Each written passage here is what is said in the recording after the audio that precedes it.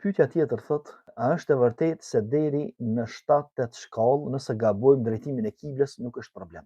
7-8 shkallë, nëse është për qëllim, domethënë ai 180 shkallë që është ai gjysmë rrotullimi ose 360 shkallë që është rrotullimi i plot, domethënë 360 shkallë është nëse e bën një rrotullim, njeriu dhe kthehet në pozitën në cilën ka qenë. Domethënë nëse unë jam i kthym nga kibla, sillem komplet edhe pra vite vendi ku kam qenë te kibla, kjo është 360 shkallë. Ndërsa nëse është për qëllim që të shkallë, thot 8 shkallë, 7 shkallë, domethënë janë shumë pak dhe nuk kanë kufrandikim.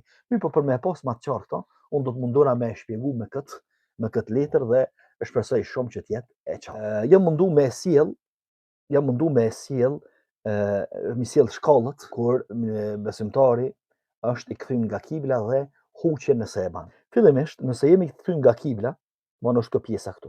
Ndërsa mbrapa shpinës, që i bën 180 shkallë, është e kundërta e çapës. Që i vjen se nëse kthemi me fytyrë këtë pjesën kënejna dhe shpinën ja kthejmë kiblës, e kemi huq komplet anën e kiblës. Mirë.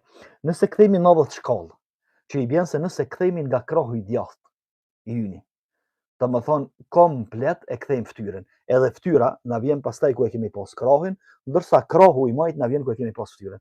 Ose nëse kthemi 90 shkallën të majt, do thotë e kthejmë fytyrën nga krahu ku e kemi pas krahun e majt, edhe krahu i djathtë tash vjen te fytyra ku e kemi pas, domethënë i bën që me pas me cepin e krahut kiblën, qoftë me këto, atëherë kjo huqje e kiblës. Atëherë në këtë rast konsiderohet që e kemi huq anën e kiblës edhe jemi largu shumë prej kiblës. Mirë, domethënë këtu konsiderohet që si mi fal nga kibla. Edhe këtu konsiderohet që si mi fal nga kibla, nëse na bën që me krahun e djathtë ose me krahun e majt me qenë nga kibla, që i bën 90 shkallë për anës të kiblës. Mirë. Cila shkallë është e lejuar? E përmend dietar 45 shkallë.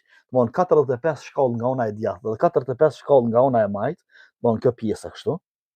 Domthon që kjo konsiderohet komplet anë e kiblës. Nëse jemi fal ç't pjesë, domthon të kthym këtu edhe pse kemi qenë të larguar deri në 45 shkallë majt ose deri në 45 shkallë djathtas, jemi fal nga ana e kiblës. Edhe pse këto huqje nuk duhet me i bë me qëllim njëri, por nëse i ka bë pe mosdijes ose pa qëllim, atëherë nuk ka nevojë me përsërit namazin sepse është fal nga ana e kiblës. Ndërsa nëse është fal 90 shkallë i larguar nga kibla, nëse u mundu me gjetë anën e kiblës e ka pyet njerëz ka pas mundsi ndryshe më orientu, atëherë nuk ka nevojë me përsërit namazin sepse i ka marrë sebepet për me gjetë kiblën, s'ka mundë me gjetë. Mirë, po nëse nuk ka pyetur dhe nëse nuk u lodh për me gjetë kiblën, edhe është fal 90 shkallë ose më tepër se 40 shkallë i larguar nga kibla, atëherë konsiderohet që e ka fal namazin një nga kibla dhe duhet me përsërit këtë namaz. Domthon kjo është sa i përket anës së kiblës, shpresoj të jetë e qartë.